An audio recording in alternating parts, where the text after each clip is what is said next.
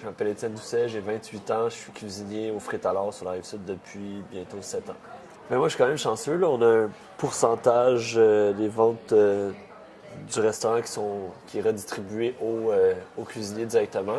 En même temps, c'est une autre réalité parce que c'est pas tout le temps pareil, mais on n'est pas payé selon l'expérience. Donc moi, j'ai toujours eu un relativement le même salaire. C'est normal pour quelqu'un qui travaille dur de faire des sous, puis s'il n'a pas l'impression qu'il est apprécié ou qu'il n'a pas l'impression qu'il fait un travail qui est bien rétribué, ben c'est normal qu'il n'y ait pas une attitude positive envers ça, puis que je pense que le monde doit être plus conscientisé puis averti du fait que c'est un travail qui est très, très exigeant, à un point où est-ce que physiquement puis mentalement, c'est stressant.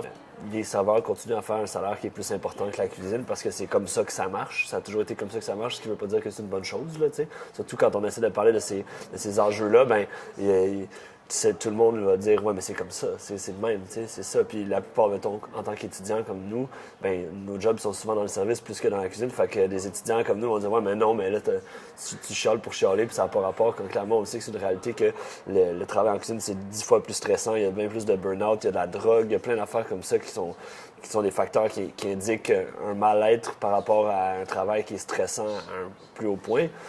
Donc, je pense que, comme tu dis, quand ça se passe comme ça, puis que le pourboire est inclus, c'est parce qu'il redistribue en arrière des portes fermées d'une manière plus équitable dans tout le staff du resto au complet, tu sais.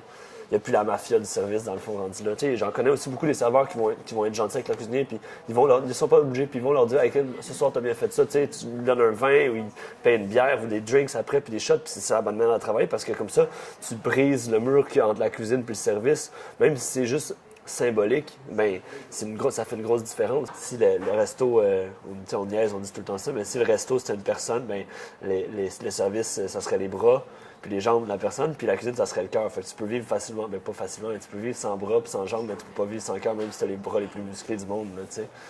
Je pense que ça va venir inévitablement, ce changement-là.